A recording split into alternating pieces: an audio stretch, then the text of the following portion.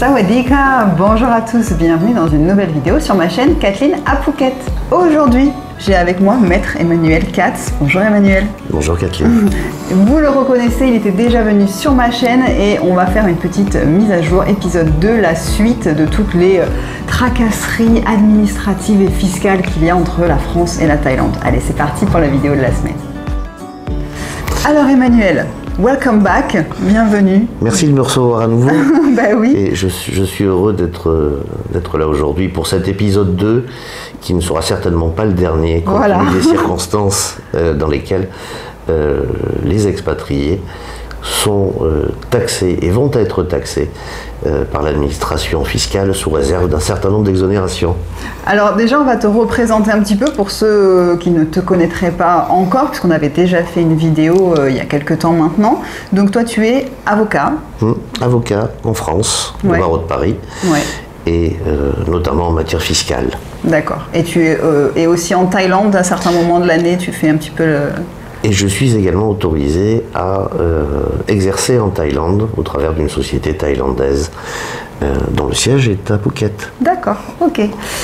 Donc là, on avait parlé il y a donc quelques mois de ça, dans une première vidéo, de cette grande annonce qu'avait fait la Thaïlande, d'un texte qu'elle venait de sortir, que l'administration fiscale thaïlandaise venait de sortir, qui disait attention, tous les résidents thaïlandais, quand vous allez faire venir votre argent depuis l'étranger, on va vous imposer dessus, que vous ayez déjà été imposé ou non avant. C'est ça qui a fait très peur aux gens, c'est ça? Alors, ça a fait très peur aux gens. En fait, ce texte, c'est une instruction de l'administration fiscale thaïlandaise qui porte le numéro 161 et qui est issue de l'année 2566. Ok. Hein, donc on est en septembre, on est le 25 septembre, et l'administration fiscale ici en Thaïlande décrète d'interpréter une convention fiscale rédigée en anglais avec la France, qui n'est pas la convention fiscale qui a été entérinée par la France, puisque la convention fiscale bilatérale entre la France et la Thaïlande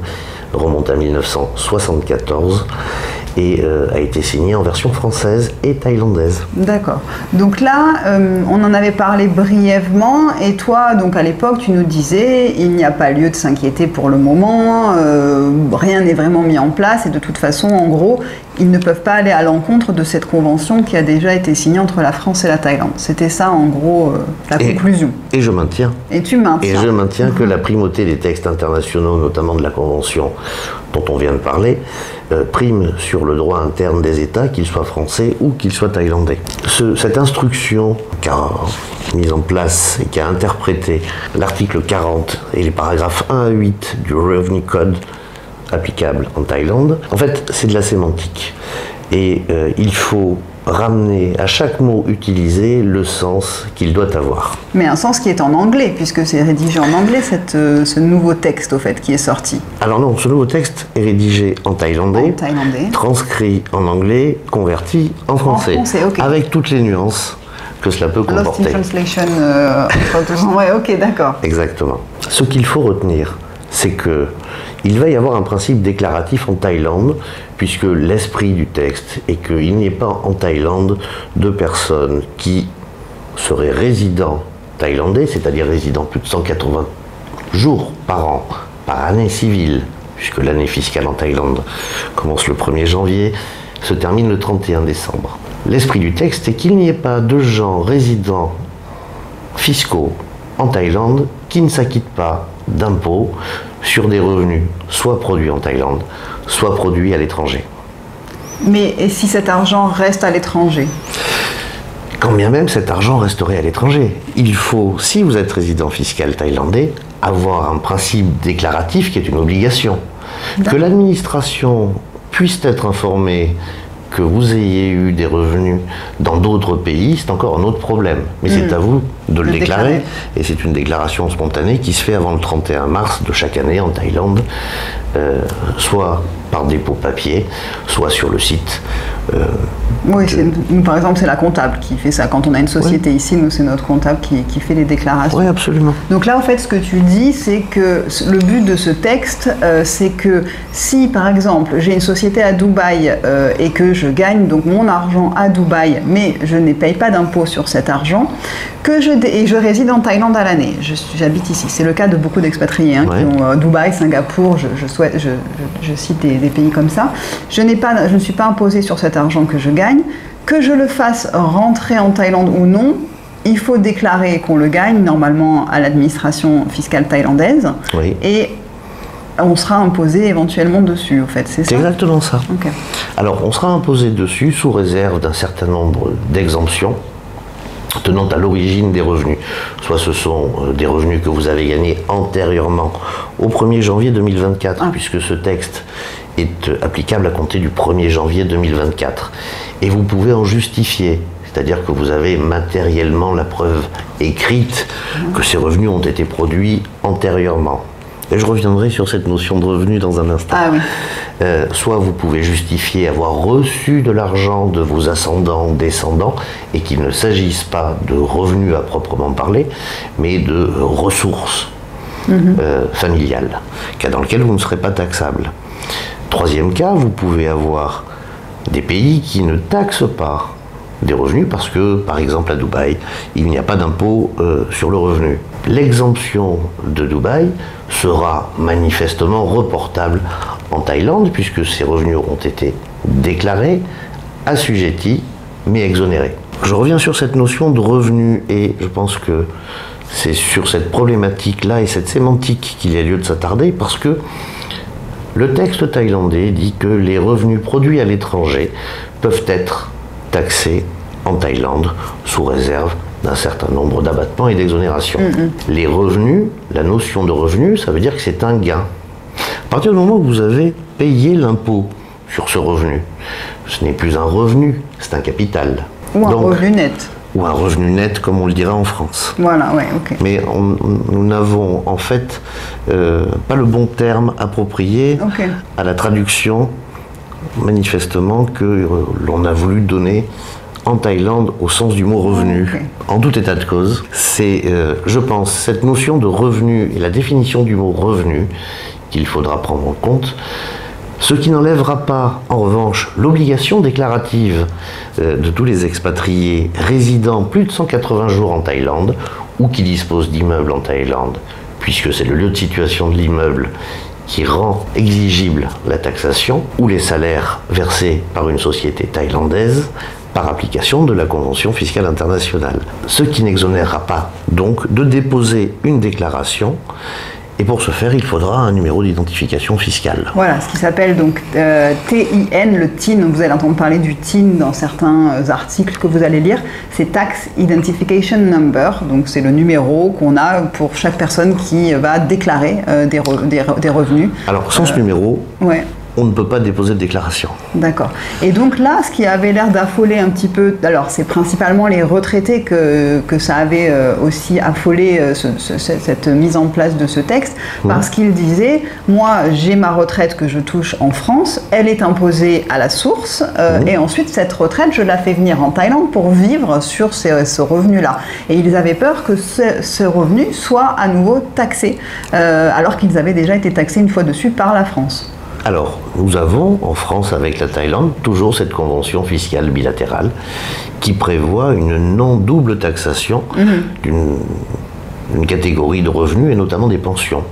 Donc on ne peut pas être taxé deux fois sur les mêmes sommes. Donc il n'y aura pas de difficulté là-dessus. Mais est-ce que ça veut dire du coup que le retraité qui, lui, n'avait jamais demandé un numéro d'identification fiscale, puisqu'au fait il y a très très peu de personnes qui l'ont fait ici à la retraite, est-ce que ce retraité doit maintenant aller demander un Tax Identification Number, déclarer sa retraite qu'il a fait venir depuis la France en prouvant qu'il a déjà été imposé dessus pour dire voilà, moi je fais ma déclaration et en effet la Thaïlande ne me demandera pas de payer des impôts sur ce montant-là.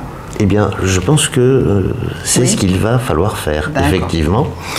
Alors, le Français résidant en Thaïlande devra se conformer à une déclaration fiscale, ne serait-ce que déclarative, pour justifier avoir subi l'impôt, si tant est qu'on puisse dire subir, contribuer à l'impôt en France sur le montant des sommes qui lui sont allouées par un organisme de retraite et qu'il rapatrie en Thaïlande en qualité de résident.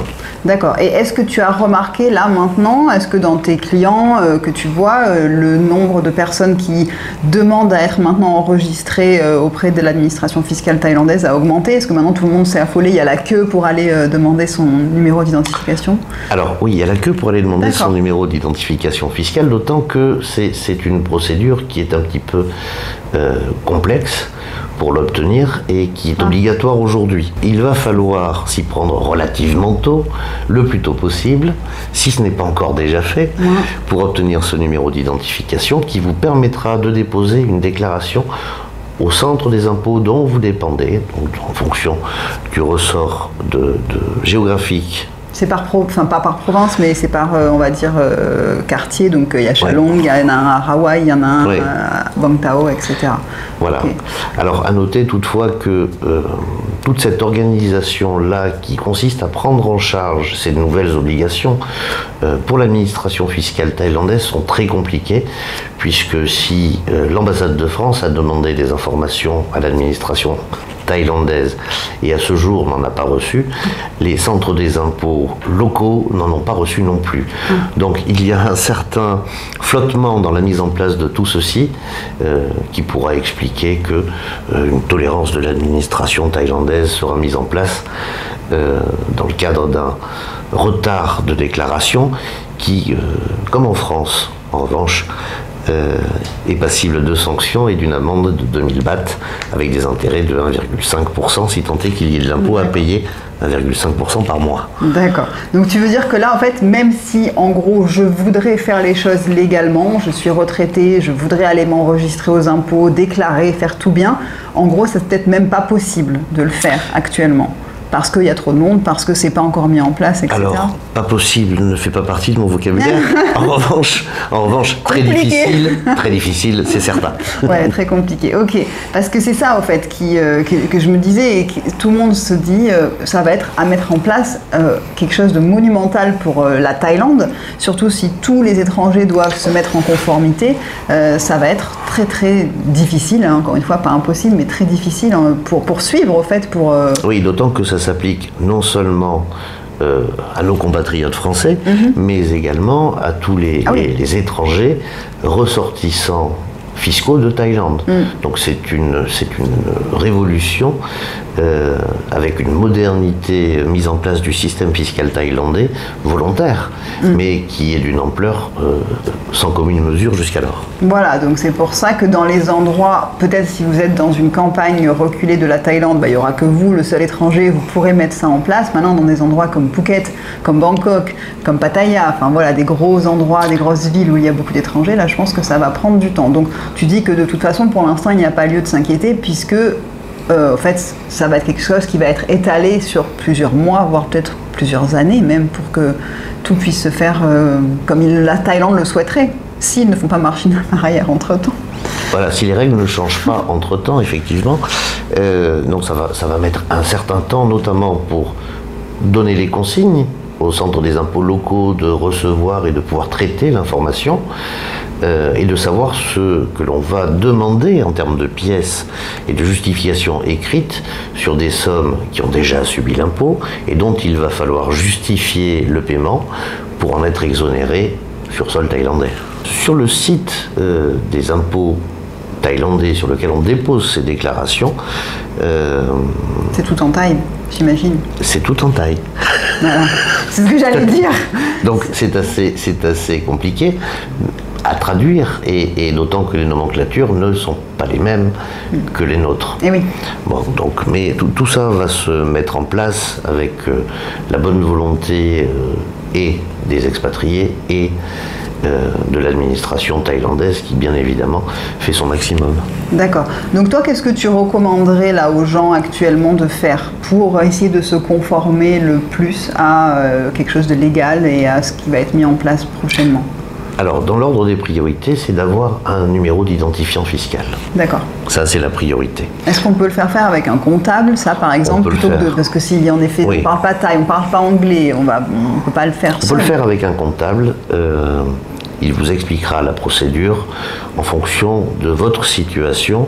Si vous êtes propriétaire, si vous êtes locataire, vous aurez besoin de justifier d'une résidence en Thaïlande et d'y résider plus de 180 jours pour pouvoir obtenir ce numéro. D'accord.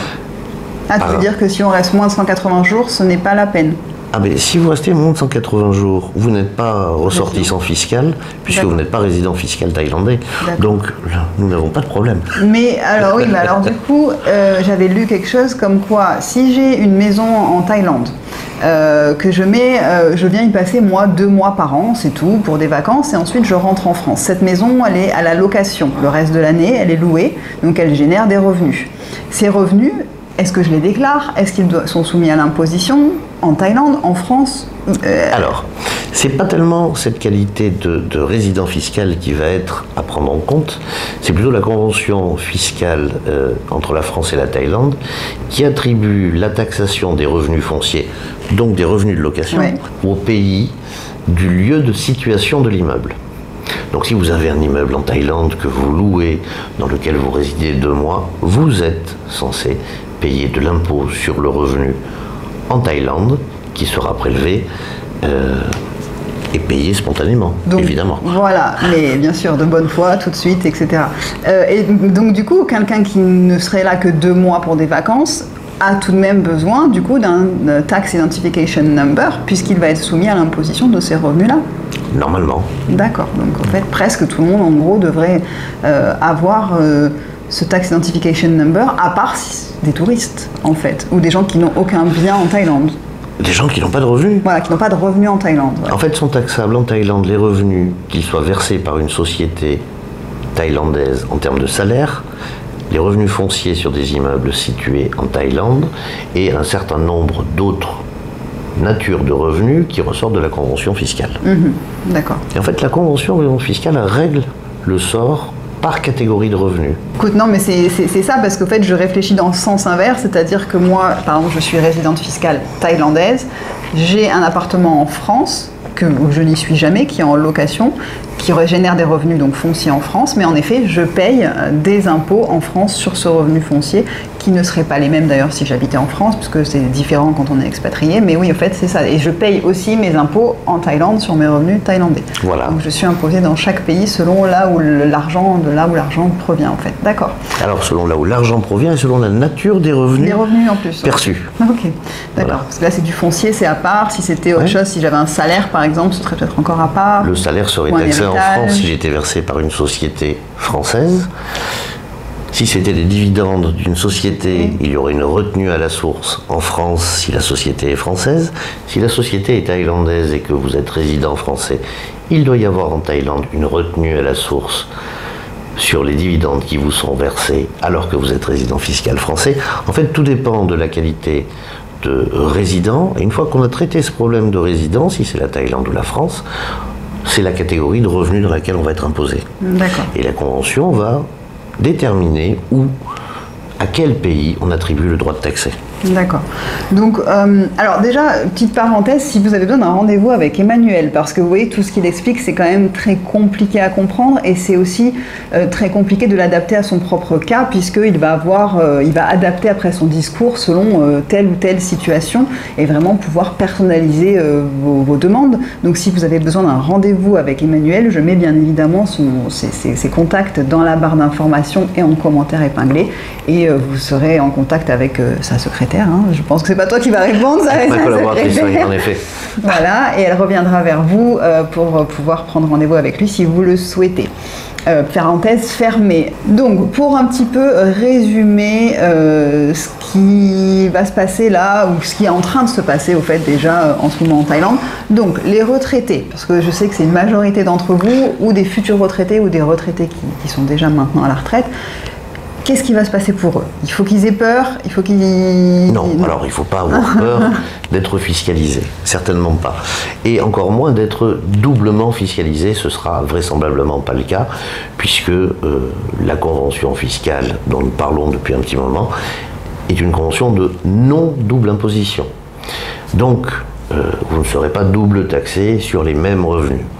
En revanche, le fait de ne pas être double taxé ne vous exonère pas de déposer une déclaration en Thaïlande lorsque vous êtes résident thaïlandais à titre informatif pour exonérer justement ces revenus de l'impôt thaïlandais. Ok.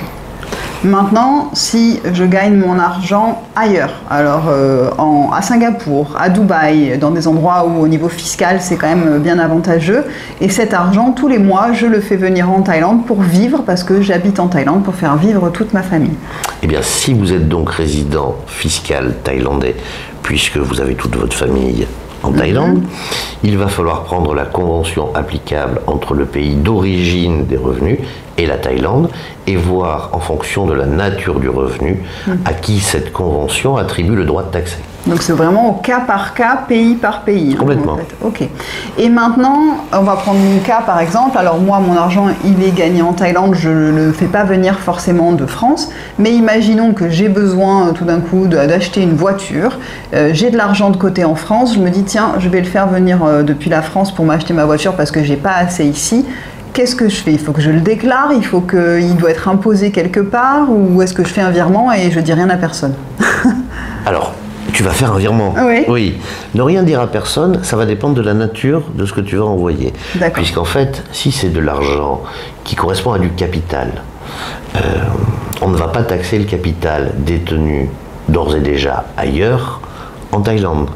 Donc il faut se ménager la charge de la preuve de la détention des fonds avant le 1er janvier 2024 et des économies qu'on a pu réaliser ou des plus-values que l'on a pu réaliser antérieurement à cette date.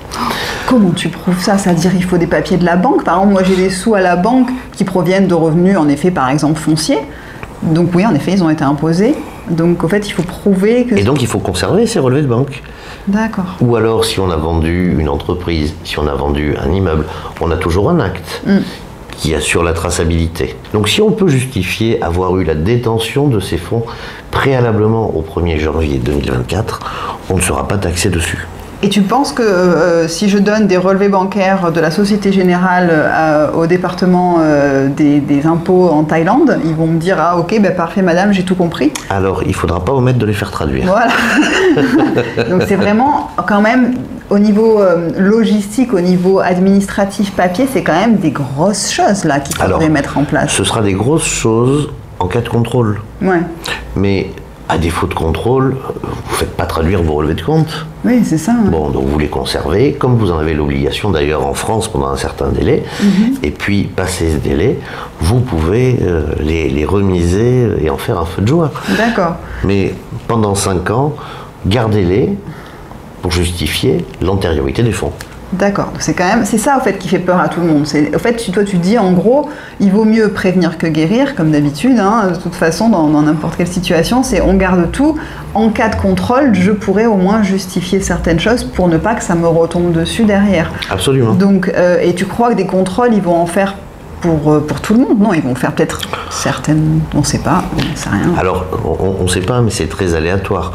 Et on va, surtout depuis le 1er juillet 2024, la Thaïlande a adhéré au principe de l'OCDE avec des échanges de renseignements entre l'État thaïlandais et les organismes bancaires. Donc ce sont surtout les gros mouvements de fonds qui vont donner lieu à information et qui vont susciter des interrogations de la part de l'administration thaïlandaise. Il y a le petit truc en rouge et hop, ça remonte et lui on va vérifier. C'est pas parce que j'ai acheté un petit Scoopy que tout d'un coup ça va déclencher des warnings administration. Ok, donc c'est vraiment, on va dire que oui, en effet, pour faire les choses bien, je pense que de toute façon il faut voir des gens comme toi dont c'est la spécialité parce que c'est vraiment quand même assez compliqué à gérer seul en fait, tout ça. Alors la phase administrative est compliquée et la phase de détermination de lieu de taxation l'est davantage. Ouais. D'accord, donc il faut bien faire appel à toi. Parce que vraiment seul, en effet, comme on disait, si c'est pour des petits montants, etc., on peut peut-être se débrouiller seul, aller demander son numéro d'identification, se faire débrouiller par sa compagne thaïlandaise qui va le faire pour vous, etc. Mais si c'est pour des gros mouvements d'argent, là ça devient un peu plus compliqué, j'imagine. Voilà, il faut planter les jalons de se ménager la preuve des mouvements de fonds que l'on opère. Et avoir un numéro d'identification fiscale en fonction des provinces diffère en termes de justificatifs à fournir. D'accord. Ben, je pense que c'est quand même assez clair. Je sais que c'est très perturbant pour certaines personnes qui ne parlent pas thaïlandais, pas anglais, dont avec les termes qu'on utilise qui sont aussi assez précis et spécifiques au droit, donc ça peut perdre certaines personnes au niveau de la conversation. Mais encore une fois, si vous avez besoin d'avoir plus d'informations, vous pouvez prendre un rendez-vous avec Emmanuel. Vous pouvez aussi discuter dans les commentaires en dessous, échanger les informations. C'est toujours intéressant d'avoir les avis de tout le monde. Est-ce que vous avez fait votre Tax Identification Number? Racontez-nous un petit peu l'expérience. Merci à toi, Emmanuel, d'être venu à nouveau sur la chaîne. On fera l'épisode 3. Vraisemblablement. Dans pas très longtemps, je pense, parce qu'encore une fois, ce n'est pas définitif. Tout bouge et risque encore de changer dans les prochains mois à suivre. Donc, on fera la suite. Merci à vous d'avoir regardé cette vidéo jusqu'au bout. Je vous souhaite une très très belle semaine et je vous retrouve samedi prochain 11h pour une nouvelle vidéo. Portez-vous bien. Bye bye. À bientôt. Merci, Kathleen.